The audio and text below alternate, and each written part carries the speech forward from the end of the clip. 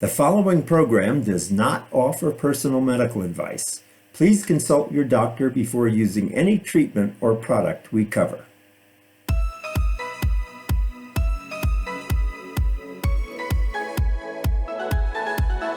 Welcome to Go to Health Media with your host, Jonathan Marks.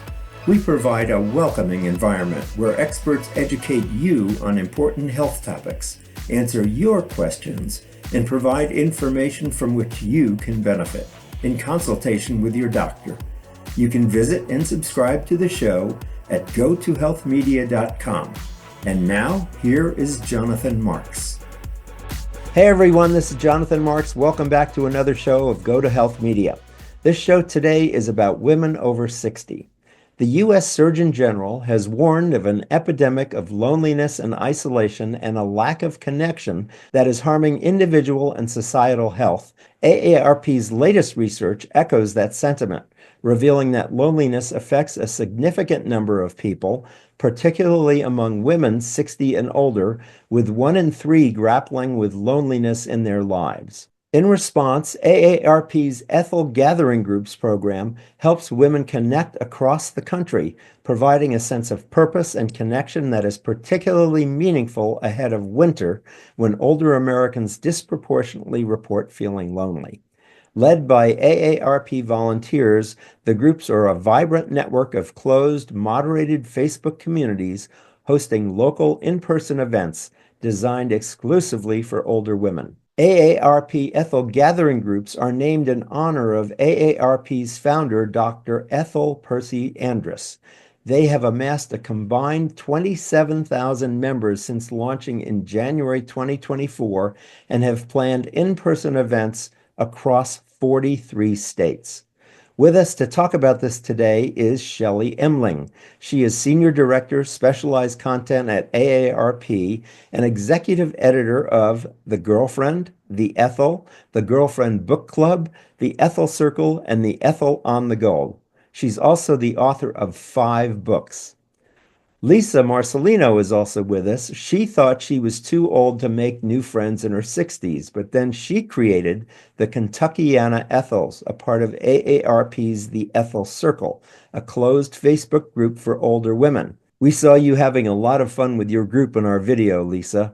So if you want to learn more about how to join one of these groups, go to aarp.org/ethels. That's ETHELS. So, welcome to the show today. Shelley and Lisa, how are you? We're well. Good, Thank you thank for you. having us. Good. So, let me ask first, where does the name Ethel come from? So, Ethel is named after Dr. Ethel Percy Andrus, the founder of AARP. She spent most of her life championing the rights of older adults in America, and she especially was interested in social isolation and bringing older adults together.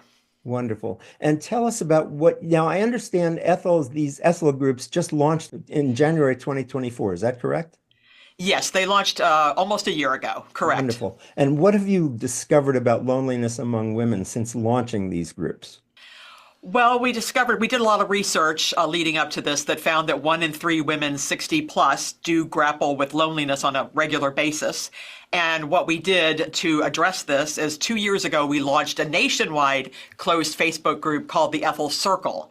And that has about 90,000 women in it all across the country. Wow. And within launching that group, within weeks, we noticed that the women were raising their hand and trying to get together in person in towns and cities around the country. So that's why a year ago, we decided to launch the Ethel local gathering groups so that we would create Facebook groups for your town or your city or region, and then through which you can organize events, meetups, gatherings, and make new friends. I know there's 2 groups in Wisconsin, for example. And I understand that there are groups now in 43 states. Is that correct? In 44 states, there are 44 groups, and now. Okay. we hope to hit all 50 within the next month or 2. Wonderful. Great. And so if you want to learn more, we're going to talk about this a lot more, but it's aarp.org/ethels. That's right. ETHELS. That's exactly right. Shelley, what's been the impact of across the country since you've launched these groups? What have you seen? Well, there's 27,000 older women who have joined a Ethel gathering group since the first of the year, and we have surveyed these members, and they say that before the gathering groups, about two-thirds of them did really feel disconnected and isolated. Since joining a group, they have found support, companionship, friendship. Many of these women have made friends for the first time in decades, they tell me. Wow. So they're joining these close Facebook groups. They're safe spaces where they can share about their personal lives, but also organize in-person events to make friends. Great. Lisa, you started a group in Kentucky, is that correct? I did. I did. It was Yeah. based on the same thing, realizing that the Ethel Circle was so big that we needed smaller groups, and that's how I got connected with the smaller groups. And how did you learn about it in the first place? Well, at 60 something, I was divorced after 34 years of marriage. And then at the same time, just about a few months later, I ended up in Louisville being a caregiver for my parents. So my social life totally went crazy as far as nothing. I had a Yes, busy I life and was then I gonna had say, nothing. yes. So I needed something to look forward to. I needed somebody to vent with. And when we started this smaller group, we started off just, does anybody in the Louisville area want to have dinner or lunch? And that's how it came to be. And I stepped out of my comfort zone to just make my own fun. And several people have done the same. They followed in my footsteps. And tell me about stepping out of your comfort zone. What was holding you back? Well, being single, I mean, I think that the world has a lot of couples in it. And so a lot of my friendships prior were couples. And although they always were kind enough to include me, it was just different. Yeah. So when our group has a lot of married couples in it as well, or married women as well, but they have similar things to what I have, maybe caring for a parent or maybe a child that lives far away that they never get to see, those types of things. So we can talk about that, we can vent, but we try to keep it really positive because there's some really funny women in this group and they get a chance to show their humor. And we just have a good time. It's from the video we showed before, it sure looks like you're having a fabulous time. I was laughing along with you. How has this group impacted your life since you joined it? Well, my time is limited. So when I make a plan to go somewhere or do something, it gives me joy to look forward to it. Like you look forward to a vacation, those are kind of off the table for now. But my time every month with the Ethels, and then a spur of the moment call from one of the girls that might say, hey, I'm going shopping or I'm going down to the festival. Do you want to go? Those types of things have made me feel seen. They've made me feel special, and they all would say that I'm special because I started it, and they give me the joy. They truly do. That's great. That's so good that you started it. Shelley, you're involved in a number of projects. We mentioned in the introduction the Girlfriend, the Ethel, the Girlfriend Book Club, the Ethel Circle, the Ethel on the Go. Tell us about all those groups and how you have time to be involved in any of them. So I'm a big believer in closed Facebook groups because I do think that it is a safe space. It's much different than a public Facebook page. So the first group I launched was the Girlfriend Book Club, which has close to 100,000 members. Wow. And we are all united by a love of reading. And that was very successful. And then 2 years ago, as I mentioned, launched the Ethel Circle for older women and had no idea what would happen when we launched the Ethel Circle, but it was very clear that there was a real need for older women to have a safe space where they could share all the intimate problems and details and joys of their lives. And that led to the Ethel Gathering groups. The Ethel on the Go is another closed Facebook group that was launched about a year ago, and it's for older women who like to travel and who are looking for travel buddies. Now, I asked this before, but let me a little bit more detail. What about men? Do men not get lonely? Do we not live long enough? Are there any plans to do programs for men? We do know that loneliness impacts every segment of society. It's not just older women. Yes. I totally get that. It's teenagers, it's young people, it's men, it's everybody. But we're starting with women. And so we wanted to see how the Ethel Gathering groups progress. Yes. And they've been very successful. And so down the road, we'll look at other segments of the population. But we're starting with older women. Got it. And Lisa, how often does your group get together or communicate with each other, either on Facebook or in person? How frequent is this? Well, we communicate pretty much daily. There's somebody's good news or somebody's announcement of some activity that they want to do. But the actual events are usually about a month, once a month. And then we have another group starting, a bunco club. So that'll be added into that. So we have 2 or 3 things a month. Great. That's really wonderful to keep people engaged. So when we go to aarp.org/Ethels, what will people see? And if they're interested in getting into an Ethels group, how do they do that? So you can just go to aarp.org/Ethels and you can search on your state and find out if there is a gathering group already in your area. And then you can request to join that closed Facebook group for that town or region.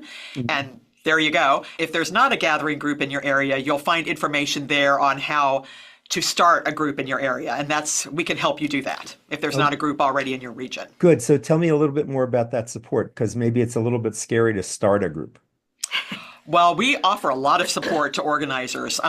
We offer a lot of training on how to run a closed Facebook group. We have monthly calls with all the official organizers, such as Lisa, who's launched a group in Kentucky. And currently there's groups in 44 states. 27,000 women have joined since last January. Amazing. And we are there for these women every step of the way. If an organizer needs help and something's not working out right, they don't know how to create an event in a closed Facebook group, we have a whole team that can support these women. Right. And Lisa, what's been your experience in terms of support? Well, from the beginning, I had support with Shelley and her team, because I knew about Facebook, but I'm not tech savvy. So all the extra things that go along with a Facebook page, planning the events, and the technical stuff was a great help for me. But I also have had to teach other people in my group that they can do the same thing. So I allow them to plan an event, and then now that I have the technical experience, I'll put it up there for them. But the support is amazing. And, Shelley's even come to visit in Kentucky. So we've had a really good start for our group. So I'm very excited. That's great. And how big is your group in Kentucky? We're 470, something like that. It takes in all of Kentucky, but we have subgroups that we're trying to get started too, because it's kind of far to drive from Western Kentucky to Louisville. Sure. Yeah. That's so great. That's so wonderful. And it's really picking up pretty easily and quickly. I think people, when they understand the concept, are attracted to it. Yes, I think they are too. Yeah. I mean, some groups have almost 1,000 members, and some groups are smaller and just getting started. Some gathering groups have subgroups. They go hiking once a week, or they do a cooking class together every couple weeks, or they do a watercolor class. There's a lot of different subgroups within the larger Ethel gathering group. Got it. In some cases. And Shelley, can you speak a little bit more about the sense of isolation during the winter months? It's colder, it's darker, we're more inside. Can you speak more about that? Yeah, I would say that loneliness, you can really feel it during these winter months. I live in New York State, and it's certainly cold and dreary, and nobody wants to go for a walk. And so you do feel more isolated during the winter months. We found during Thanksgiving that a lot of the women in the Ethel circle were saying, hey, I'm spending the holiday alone. Is anybody else spending the holiday alone? And then they would get together and have a Friendsgiving. And I've noticed the same thing happening during the month of December. People are reaching out to each other because they know that during the holiday period, it's not fun for everybody, the holidays. It's also a time to be wistful and sad and, remembering loved ones that you've lost. And so that's why these groups are so important. Good. Thank you so much for being with us today. I'm so glad to know about these groups and to help you get the word out. We've been talking with Shelley Emling and Lisa Marcellino. They're active in the AARP.org Ethels groups, and you can learn more about them at aarp.org/Ethels. This has been Jonathan Marks with Go to Health Media. Thanks so much for being with us today. And if you like this video, subscribe to our channel. You can do it on our website, on YouTube, also on podcast networks as well. And remember, as we say at the end of every show, go to health. Take care, everybody. Have a good day. Thank you, Jonathan. Bye-bye.